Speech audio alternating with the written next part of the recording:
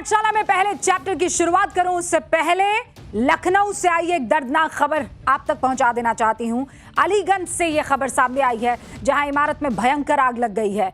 अब तक 15 लोगों की मौत की पुष्टि हो गई है। सभी मृतकों की उम्र बहुत कम बताई जा रही है, 20 से 24 साल के बीच बताई जा रही है। और आग इतनी भयानक थी कि लोग इमारत के बाहर अपनी जान बचाने के लिए छज्जे का सहारा लेते हुए नजर आए।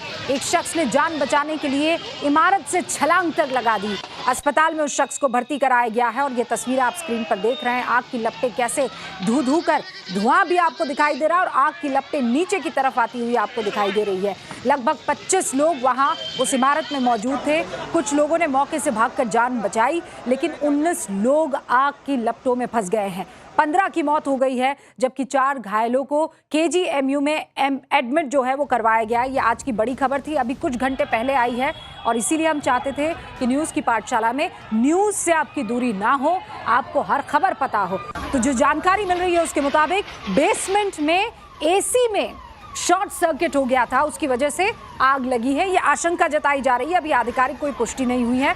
हादसे वाली जगह पर डिप्टी CM ब्रजेश पाठक पहुंचे हैं और इस मंजर को जब उन्होंने देखा तो वो रो पड़े। पूरी सरकार पीड़ित परिवारों के साथ खड़ी है। अभी भी धुआं बहुत है बिल्डिंग में। रेस्क्यू करके सभी को एक एक सामान को हटा के देखा जा रहा है, लेकिन बड़ी घटना घटी है। लगभग 14 का आंकड़ा सामने आया है। हाँ। आप भी बहुत भावुक लग रहे हैं। बहुत, हमारे छोटे छोटे बच्चे चले गए।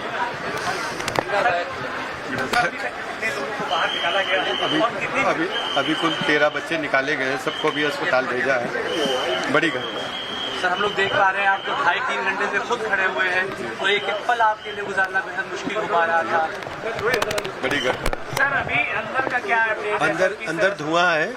अब बच्चे तो वहाँ नहीं है, लेकिन एक एक सामान को हटा के देखा जा रहा है और एक एक कमरे को चेक किया जा रहा है, क्योंकि लकड़ी का फर्नीचर बहुत था अंदर, तो उस फर्नीचर के धुआं के कारण को दिख नहीं रहा है।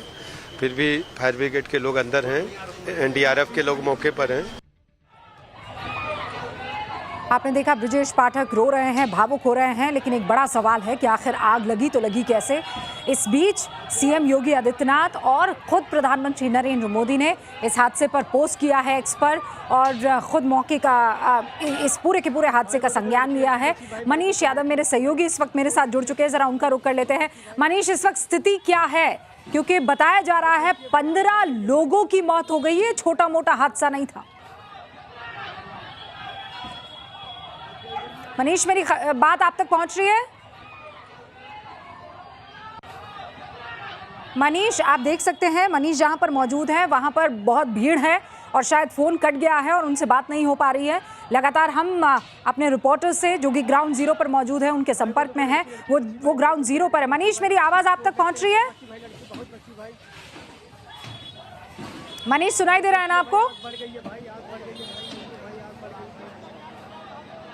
हाँ, आ रही है, आवाज आ रही है। हाँ मनीष, मैं स्टूडियो से रुबिका लियाकत बात कर रही हूँ। इस वक्त जो स्थिति है जरा न्यूज़ की पाठशाला के दर्शकों को अगर आप जल्दी से बता पाए, और अभी क्या लोग फंसे हुए हैं, सबको निकाल दिया गया है, क्या जानकारी है? देखिए रूबिका, अभी ऑपरेशन खत्म हो गया है। 14 लोगों की मौत, कुल 20 लोग निकाले गए थे, 6 लोग अस्पताल में भर्ती हैं। ये वो इमारत है जिसमें आग लगी थी। 2 फ्लोर हैं। पहले फ्लोर जो ग्राउंड फ्लोर है उस पर पेट क्लिनिक चलता है, दूसरे फ्लोर पर एनिमेशन की एक एकेडमी चलती है और सबसे ज्यादा लोगों की मौत इसी फ्लोर पर हुई है। जब आग लगी 2 से 2:30 बजे का समय था। फायर ब्रिगेड को सूचना दी गई थी, चूंकि फ्रंट साइड में आग लगी थी, AC का डक है, वहां पर शॉर्ट सर्किट हुआ जिसके चलते आग ने पूरे जो इमारत का पहला हिस्सा है उसे अपनी चपेट में ले लिया। लोग डरे हुए थे, चूंकि सीढ़ियों के पास आग थी, तो ऐसे में लोगों ने इमारत के जो फर्स्ट फ्लोर का, आप ये जो सीढ़ी के पास का हिस्सा देखेंगे, वहां से तार के सहारे दूसरी इमारत के बगल से नीचे उतरना शुरू किया। लगभग 6 लोग इससे उतरे होंगे, 6 लोग ऐसे बचे। बाद में चूंकि पूरा जो जहां से एग्जिट पॉइंट है वो पूरा बंद हो गया, तो ऐसे में बाहर के हिस्से में लोग चले गए। कुछ ने दरवाजे बंद कर लिए, कोई बाथरूम में बंद हो गया। सफोकेशन के चलते मौत ज्यादा हुई है। 14 लोगों की जानें चली गई हैं। हालांकि मुख्यमंत्री बेहद गंभीर हैं, नाराज भी हैं। एक उच्च स्तरीय कमेटी बनाई जाएगी। लेकिन मनीष, हुआ क्या था जरा ये बताइए, और ये लोग निकल क्यों नहीं पाए? क्या एक ही जगह थी जहां से निकला जा सकता था, इस वजह से ये लोग नहीं निकल पाए हैं? हुआ क्या? देखिए रूबिका, फायर सेफ्टी नॉर्म कहते हैं कि एंट्री पॉइंट अलग होना चाहिए, एग्जिट पॉइंट अलग होना चाहिए, लेकिन यहाँ इस इमारत में देखेंगे तो एक ही सीढ़ी है जिसी से आना जाना होता है। और जब यही सीढ़ी के आसपास आग लग गई, जो एसी का पूरा मकरजाल आप देखेंगे, तो लोग नीचे नहीं आ पाए, लोग डर गए। तो ऐसे में लोगों ने कूदना शुरू कर दिया। कुछ लोग ये इंतजार में थे कि फायर ब्रिगेड समय से पहुंच जाएगी, तो ऐसे में वो लोग इमारत के पिछले हिस्से चले गए और वहां पर उन्होंने दरवाजा बंद कर लिया। धुआं, चूंकि आग ने बहुत जल्दी पूरे जो पेट क्लिनिक है उसे अपनी चपेट में ले लिया। ऊपर के फ्लोर पर भी आग, चूंकि प्लाई से पूरी चारदीवारी बनी हुई थी, तो ऐसे में आग बहुत जल्दी फैल गई। और नतीजा ये हुआ कि 14 लोगों की जानें चली गई। कारण ये रहा कि जो एंट्री और एग्जिट पॉइंट एक होने के चलते जब आग उस एरिया में फैल गई तो लोग डर के चलते बाहर नहीं आ पाए, और जिसका नतीजा 14 असमय मौतों के रूप में सामने आया है। पर मनीष, ये 14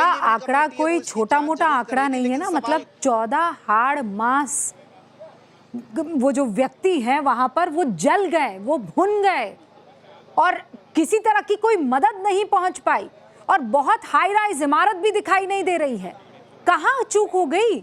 मतलब मान लीजिए आग लग गई, जिसने बिल्डिंग बनाई उसकी गलती कि उसने फायर सेफ्टी नॉर्म्स का नहीं ख्याल रखा, लेकिन क्या ये सूचना फायर ब्रिगेड को नहीं लग गई थी? आने में कितना वक्त लग गया? देखिए, जो जानकारी मिली है उसके मुताबिक 2 से 2:30 बजे के बीच फायर ब्रिगेड को जानकारी दे दी गई, फायर डिपार्टमेंट को जानकारी दे दी गई। बच्चे अंदर से फोन कर रहे थे, उनके परिजन बाहर से फोन कर रहे थे, लेकिन फायर ब्रिगेड की जो गाड़ियां हैं वो देर से पहुंची। जब फायर ब्रिगेड नहीं पहुंची थी, जो तस्वीरें आई, जो विजुअल आए, उसमें इस फ्रंट हिस्से में आग लगी हुई है, लोग नीचे उतर रहे हैं, कहीं गाड़ियां दिखाई नहीं दे रही। और जब फायर ब्रिगेड पहुंची तो आग ने पूरे इमारत के अगले हिस्से को, मतलब इस हिस्से को अपनी चपेट में ले लिया था, और तब तक शायद बहुत देर हो गई थी। कोशिश जरूर की गई, रेस्क्यू ऑपरेशन चलाया गया, 3 घंटे लगातार फायर ब्रिगेड की गाड़ियां लगी रही, लेकिन जो आधे घंटे में राहत मिलनी चाहिए थी और शायद वो कारगर भी होती, वो न मिलने का नतीजा मौतों के रूप में सामने है। एलडीए, जिसकी जिम्मेदारी होती है कि इमारत में ये देखे फायर सेफ्टी गाइडलाइन नक्शे के अकॉर्डिंग है कि नहीं, नगर निगम की भी जिम्मेदारी होती है, और सबसे बड़ी जिम्मेदारी फायर डिपार्टमेंट की होती है, जो एनओसी देता है कि ये इमारत में फायर विभाग की जो गाइडलाइंस हैं उसको फॉलो किया गया है। लगातार अभियान भी चलता है, चारबाग रेलवे स्टेशन से लेकर शहर के कई हिस्सों में। अभी महीने भर पहले ही अभियान चलाया गया था, नोटिस दिए गए थे जिनकी गाइडलाइंस जो लोग फॉलो नहीं कर रहे थे, लेकिन बावजूद इसके नहीं, पर मेरे रोंगटे खड़े हो रहे हैं मनीष, सिर्फ ये सोच कर कि आप आग लग रही है, आप कमरे में बंद हैं, आप लगातार फायर ब्रिगेड को, पुलिस को, अगल बगल के लोगों को फोन कर रहे हैं कि कोई बचा ले, कोई बचा ले, और मतलब 14 लोग जिंदा खत्म हो जाते हैं, जल जाते हैं, मर जाते हैं, कोई कीमत ही नहीं है। 1 नहीं, 2 नहीं, 3 नहीं, 4 नहीं मनीष, 14 लोगों की मौत हो जाती है एक इमारत में आग लगने की वजह से। और आके पाठक जी वहां पर बहुत भावुक हो रहे हैं, रो रहे हैं, लेकिन जवाबदेही तो होगी ना किसी की। देखिए, बिल्कुल जिम्मेदार एलडीए है, जिम्मेदार नगर निगम है, जिम्मेदार फायर डिपार्टमेंट है। एक तो चूक, समय रहते न पहुंचना, और दूसरा आखिर इमारत के नक्शे को अनुमति मिल कैसे गई, कैसे फायर डिपार्टमेंट ने एनओसी दे दी कि यहां पर फायर विभाग की जो गाइडलाइंस है उनको माना जा रहा है, उनको फॉलो किया जा रहा है।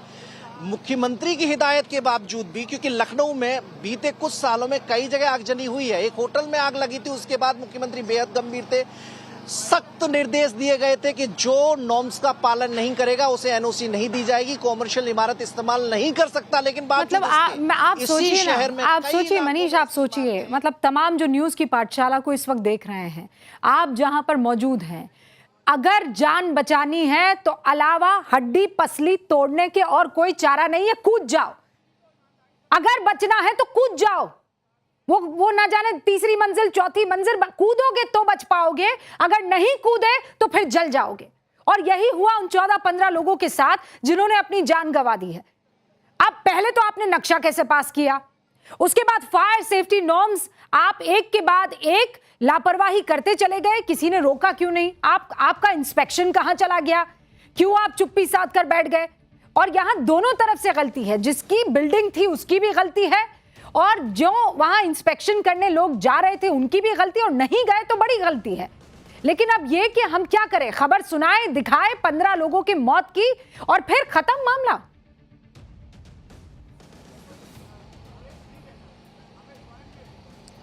देखिए, अक्सर ऐसा ही होता आया है कि जब कोई घटना घटती है तो अधिकारी चेतते हैं, एक नोटिस की लंबी सिलसिला शुरू हो जाता है और कई इमारतों को नोटिस दी जाती है, उन्हें हिदायत भी दे दी जाती है कि 1 महीने के अंदर अपने इंतजाम कर लें, सभी चीज चाक चौबंद होनी चाहिए। लेकिन नतीजा ढक के 3 पात फिर ऐसी घटनाएं होती हैं।